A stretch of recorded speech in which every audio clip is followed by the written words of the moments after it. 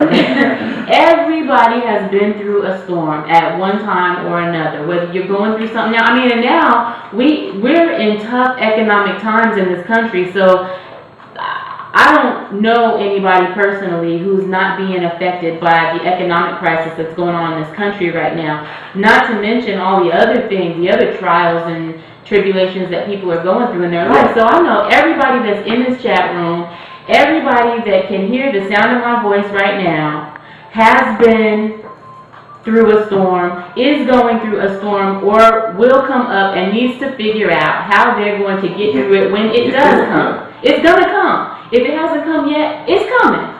So you need to know, what are you going to do when the storm hits you? When you find yourself in the midst of the storm, how are you going to handle it? How have you handled it in the past? Right. Call us up, share it with the rest of us. We're just chopping this thing up. We're talking about it. We are discussing it. We are family. Yeah. And even this is reality radio. We're all family. It's like you're sitting around a table right here with us. So give us a call.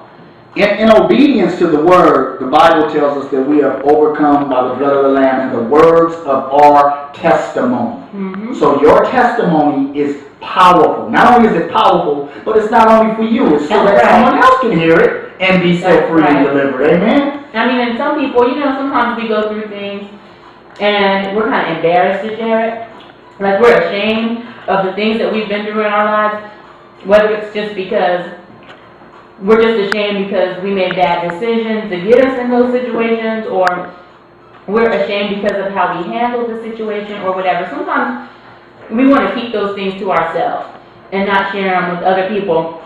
But know this, you are not the only one. There is nothing new under the sun. Believe me, baby, when I tell you, you're not the first person to ever go through that, and you're not the last. Right. And because you're not the last person to ever go through that, you need to share it with other people so that the next person can have your example, and they can learn from your wrong decisions or your right decisions, the way that you handled it, what worked for you, what didn't work for you. Right. Why did you choose to do it the way that you did? How did you get into that situation in the first place? Amen. And a lot of times, here's one thing that I notice about going through a storm. A lot of times we want to talk about the enemy. The enemy caused this. The enemy is after me. The enemy is trying to tear me down. The enemy this and that. But sometimes it's not only the enemy that's out there after you that's causing the situations and the storms that you're in. Sometimes it's the enemy.